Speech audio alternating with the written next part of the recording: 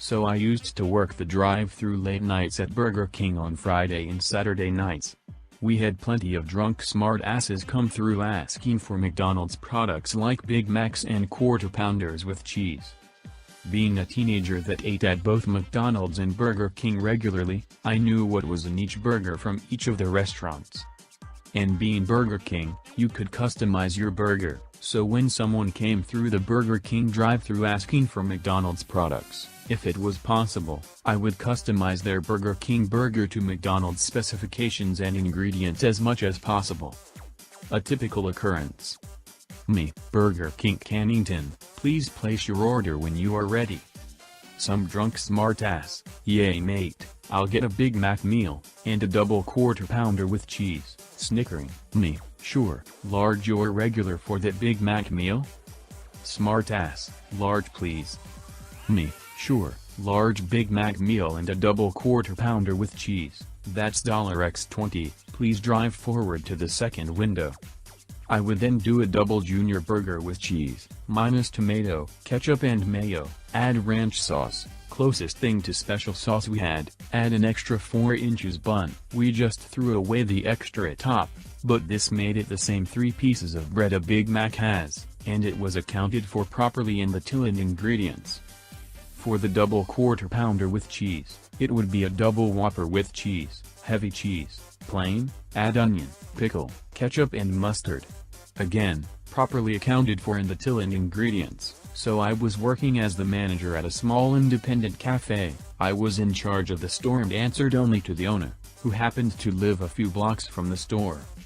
This day we had been open about an hour and a half, but mornings are pretty quiet and most of our AM customers pay by card, so we still only had the 150 pounds float in the till, made up exclusively of coin change and a handful of 5 pounds notes. A guy comes in, orders a coffee, and pays with 10 pounds note. I ring him up, hand him his change, and as the till drawer shuts he immediately begins to rage. Customer, what the fuck is this? I gave you a 50 pounds note. Me, I'm sorry sir, you definitely didn't. You paid 10 pounds, this is your change. See, don't try to scam me, I know what I gave you. Give me the correct change now. Sir. You paid with a 10 pounds note. See, open the till drawer and give me the correct change now you dumb bitch. I'm not going to do that sir, you have the correct change already. See, this is outrageous, get me the manager now, I want to watch as they fire you. Now people try to get extra change like this pretty regularly, either because it's a genuine mistake or because it's a scam. So the standard procedure is to either check the CCTV to prove them wrong or, if it's not clear enough, to close the till and cash it up in front of them. But because I already know that there isn't a single 50 pounds note in the till, I could just as easily have opened the till drawer and shown him in this instance.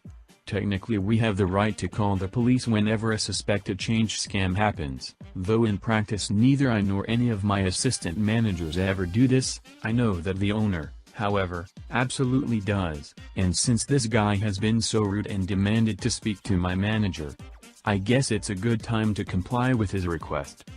So I put on my best service smile and walk into the back. I call the owner and say that there's a situation going down, can she please come in to help me deal with it?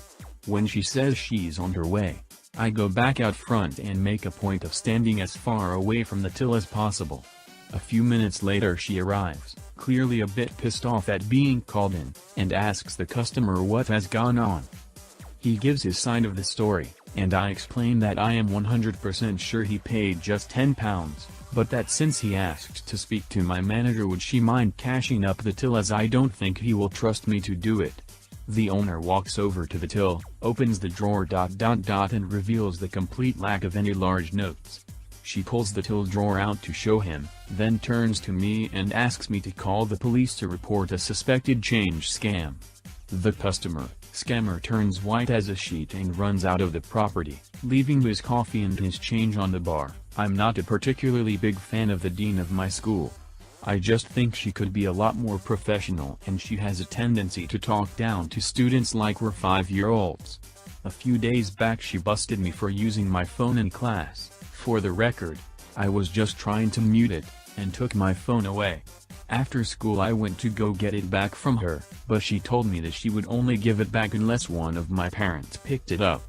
My mom wasn't going to pick me up that day, so she wouldn't be able to get it for me. But I haven't been at this school for very long and I have pretty bad anxiety, so I wasn't really in a position to argue.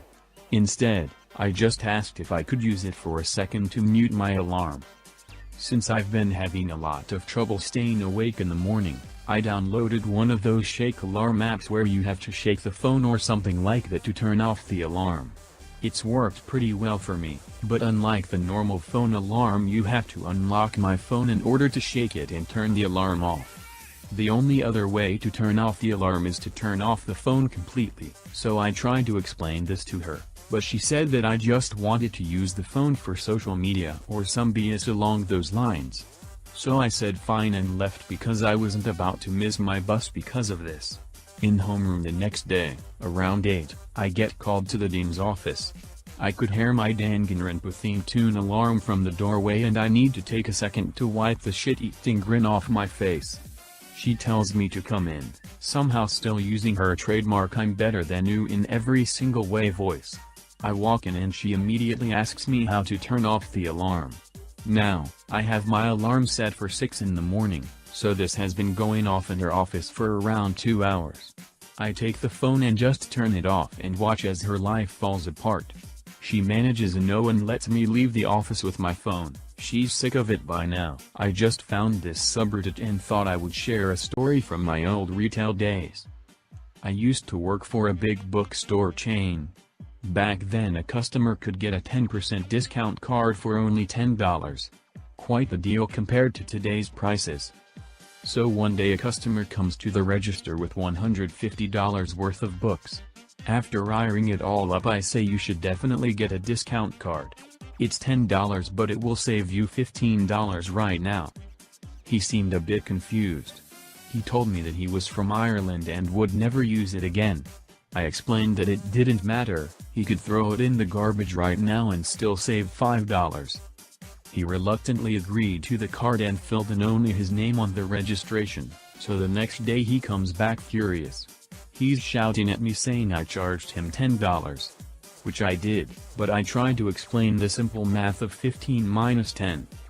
He throws the books on the counter and demands that I take it off his bill or give him a full refund.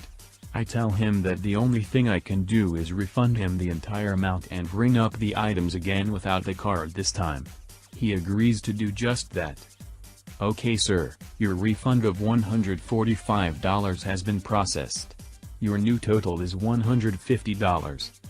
I don't know if it had dawned on him right then, but he just paid the bill and walked out the door without another word.